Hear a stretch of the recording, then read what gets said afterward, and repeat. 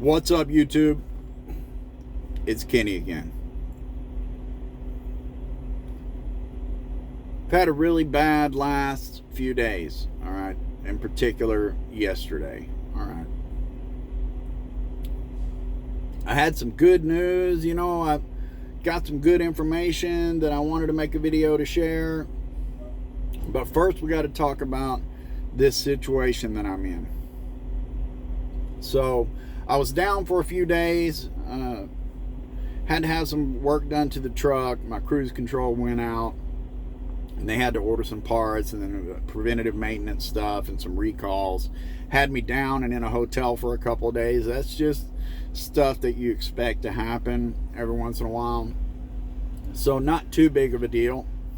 And then they didn't have a load at the end of that because they weren't sure when I was going to be back up. So I ended up staying the night in the truck at the Kenworth, and they found me a load picking up in Tennessee, but in Kentucky, but it didn't pick up for a couple days. So yeah, I stayed the night there, left out yesterday on the way to Kentucky from Ohio. I get about 3 hours down the road and I get a phone call from the dispatcher.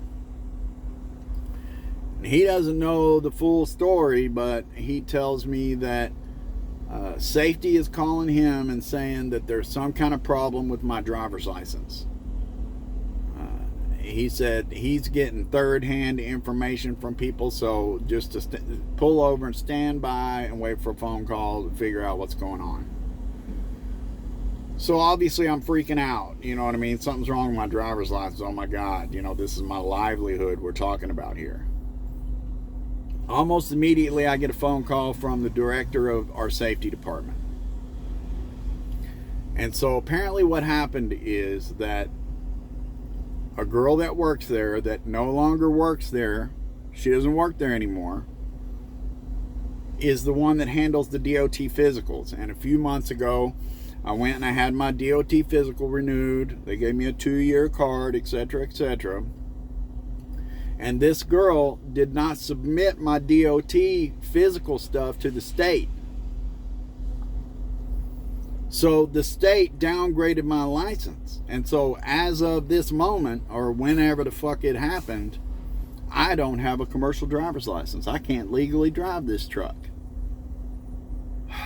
Guys, I was livid. I'm still pretty mad. I don't normally allow myself to get angry about things, and I still handled it pretty well, but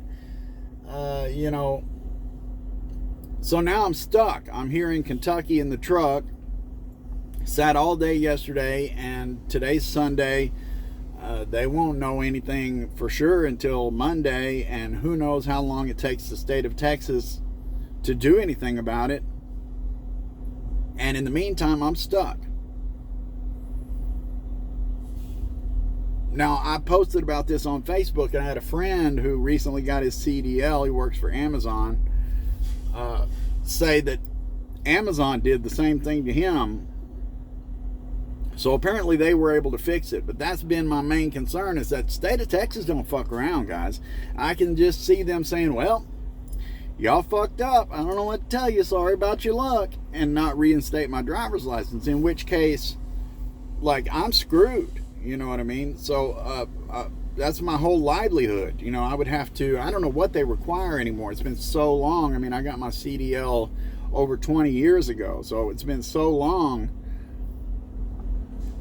that I couldn't even pass the tests that they give now. I could probably pass the written test, and I certainly could pass the driving test. But they do all this other stuff, like walking around the truck, saying all these very specific things during a pre-trip thing and all this stuff that I'd have to go learn and go redo and stuff to get my CDL again. The only thing I can really do is sit here and keep my fingers crossed and hope that they can get it sorted out without me having to do all that. I'm freaking out about it, okay? I was having kind of a meltdown yesterday. I mean, as you might expect, and they said, this is completely our fault, and we're going to take care of it, and we're going to pay you for your downtime and whatever. And I was like, I'm guaranteed $175 a day. Like, none of this $100 a day breakdown stuff. And she was like, what do you mean guaranteed? And I was like, I'm on the craft dedicated fleet. I have a $175 a day guarantee, and I want that. And she's in safety, so she couldn't give me any guarantees, but I got no doubt. And when I called the dispatcher back, he was like, yeah, when Scott is the one who runs the fleet, you know, the craft dedicated fleet, and I'm one of his favorite guys, so I guarantee you he's going to go to bat for me. So I'm trying to stay positive about it, but it's a fucked up situation, okay? So with that said, I'm trying to be confident that they're going to get it sorted out, and I'm not going to have to do a bunch of bullshit. But I can tell you right now, if something happens and they don't get it sorted out, and something happens, and you know, somebody's going to get their fucking ass sued the fuck off if shit goes sideways. I promise you. I got friends that are lawyers. I got multiple friends that are lawyers. And although they may not personally deal with this particular type of thing, they know people who do, you know. I'm trying not to go there, but in the event that shit really goes sideways, that's going to be happening. So anyway, let's get off of that and let's talk about the good stuff that happened that I was already wanting to make a video about. And if you guys are just finding this channel, I don't usually bitch and complain like this, so hit that subscribe button. Follow me on the journey, because things are really about to kick off. I'm about to go over the last hurdle before we're able to really start in earnest, like putting solar on the van and all this kind of stuff, okay? So with that said, like, I've been making phone calls, you know. As I've talked about before, I got some friends that live in Denison, Texas, that let me kind of stay out there and stuff sometimes when I'm home, and they allow me to do some work to the van out there. And so I've been looking out there for a mechanic that I want to use, and I've spent at least 3 different days like making phone calls, trying to talk to people, because I want to find the mechanic. I want to find the shop that, number one, doesn't just have a bunch of 25-year-olds out there that if the computer don't tell them something's wrong, they don't know something's wrong. You know, I want somebody that knows how to mechanic, where they see, they look with their eyes, and they feel with their hands, and they listen with their ears, and they don't just use a computer. And I also want to find somebody that, you know, feels like they want to talk to me about the project. They want to understand what I'm trying to accomplish, and are, you know, maybe not excited, but, you know, but want to do what I want to do. And I think I finally found them. I did finally find them. Okay, I've called multiple places and tried to have conversations with people. I have an exact date when I'm ready to bring it in, and they, you know, just they don't give a shit about me and my project, you know, and I don't fault them for that, you know what I mean? But at the same time, like, none of them have been willing to, like, put me on a schedule so that I can bring it in there on a specific date for the work to start, so they can be done before I have to go back out on the road or anything like that. And nobody's bothered to quote me any numbers or ask me any questions or have any real, like, seeming interest in even doing the project, you know what I mean? But I found the one. All right, they're out there in Denison. When I called, there's like a baby crying in the background, and the girl, her brother is the owner. She works there. He's on his honeymoon right now, but then there's some other people that work there, and she took down the information and told me she'd get back to me with a quote. And that was the first thing that I was like, oh, a quote. And she said that they'd be willing to put me on the calendar so I can come in there. And so she said she'd call me back. And, you know, at this point, I had talked to 4 or 5 other places that day. And I get a call back like 30 minutes later from the guy, from another mechanic in the shop. And, man, that just the whole interaction was fantastic. Okay, he was really open to everything that I wanted to do, because some of the other places were like, well, I probably wouldn't do that and I wouldn't do this. But they were super open to everything I wanted to do. He ran the numbers, came up with a quote for the major stuff, for the stuff that I know for sure needs to be done. And had a lot, of questions, and we had a conversation. We talked about 30 minutes or so. And I was really happy, not only with the interactions, but with the number. He threw me out a number for the main stuff that I know for sure I want to get done of about $2,200. And I thought that was a really reasonable price, on top of the fact that I really enjoyed talking with both of the people that I talked with, and the way they interacted with me. They seemed like they wanted my business, and they didn't treat me like I don't know what the fuck I'm talking about or whatever. So that $2,200, what's that going to get me? Well, it's going to allow me to replace, first and foremost, the entire engine coolant system. So, I'm not replace the radiator, but so we get the radiator flush, we'll replace the water pump, replace the thermostat and the thermostat housing, replace the upper and lower radiator hoses and the feeder hose. So that's the whole cooling system of the engine. And like engines getting too hot, overheating and stuff, that's like the number one thing that causes engines to fail, is the cooling system. So we're replacing the whole engine coolant system, radiator flush, new water pump, and this is like a fairly major operation, okay? Water pump, a water pump, thermostat, upper lower radiator hoses, feeder hose, and then also the fuel pump and the fuel filter. Now the fuel pump is another major operation and is one of the reasons that I want to get it fixed. It's one of those things along with the water pump that works just fine until it doesn't. You know what I mean? And it will leave you stranded, because you can't just be on the side of the road and change your water pump, and you can't just be on the side of the road and change your fuel pump.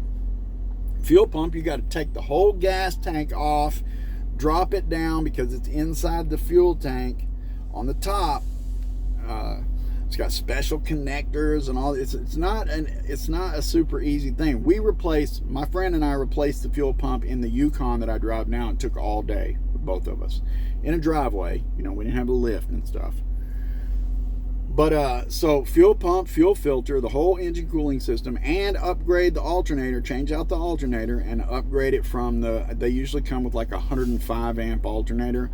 And I was saying a 130 or a 145. He found a 205, I think it is, that he's going to replace it to. Okay, and drain refill the differential, do an oil change, and I'm not sure if that was all, but that's a lot of work for $2,200. And he said they could have it done in a couple days. They put me on the calendar, on the schedule, where they know what day I'm bringing it in. We can order some of the parts in advance, and he could have it done in a couple days. Guys, that's a good deal. And they weren't hemming and hawing about putting a bigger alternator in it, and hemming and hawing about replacing a fuel pump when it hadn't gone out, etc. So really happy about it. Okay. And we're also going to obviously look it over front to back. I want the wheel bearings checked. I want all of the rubber vacuum hoses, all that kind of stuff checked. And then I haven't fully decided yet, but I'm probably going to ask them for a quote on replacing all of the air conditioning lines, because there's a leak. So when I first got the van, I took it in and I had it serviced while I was going through all of that, getting inspected and everything. I had the AC serviced and it was blowing ice cold. But then a couple times after I went out and came back a couple times, it was back to just blowing cool. And I recharged it and it blew cold. Last time I was in, I recharged it and it blew nice and cold. So I know it works. It's just got a leak in there. So I think what I want to do is have the Schrader valves replaced and have the whole line set replaced, so there's not any place that it can be leaking, and everything's brand new. We're not going to develop any new leaks, etc. I'm thinking $1,000 to do that. And you know, I was thinking a lot more on what they quoted me for the stuff that I've already asked for. So if it's $1,000, $1,200, you know, that still keeps me under the $5,000 and gives me room to replace stuff that we find along this inspection and stuff. So I'm really happy about this shop, and I'm you know, there's no way to know the quality of work. They say they're using OEM parts, you know, and really, guys, stuff like water pump, alternator, fuel pump, all this stuff, I can do it myself. It's pretty straightforward. It's not something you just fuck up. If you use really good parts, it's going to work out. You know what I mean? So I'm excited to get that done, because this mechanical work process, as I've been saying for this whole year or so, I've been talking about this. It's crucial. Like, this is what I see people fail on so hard when I look in these groups on Facebook and stuff like that. The thing that I see them fail on is that they buy a used van and then they just focus on building it into a van life rig, and they don't think anything about all the mechanical stuff. And then what happens is you see all these posts of people stranded in the middle of nowhere, stranded in the desert, stranded here, stranded there, it's broke down, you know, they blew their engine because it overheated, you know, all this different stuff. And to me, like, that's the first thing. Like, that should be first. You go through it from front to back, you replace a bunch of stuff that doesn't even seem to need to be replaced, so that you got brand new engine components. Now, I'm not replacing the engine and transmission, which is what I thought I would do in the beginning. So those are the two main things that could fail. But the engine's got low miles. It's not noisy. The oil's clean. The transmission fluid is clean. Everything functions really well. So the theory is that if you replace all those things around the engine will last longer. Because, like I said, the cooling system that's the thing that will fuck an engine up faster than anything, is if the coolant system is not working correctly. You know, with fuel pump, fuel filter, that stuff will clog your injectors and spit shit into your engine and fuck your engine up. So you want to replace these components to preserve the engine, and that's the theory. So I'm excited to get that done. Once we get through this stage of getting all this mechanical work done, it's going to be time to really start putting solar panels and batteries.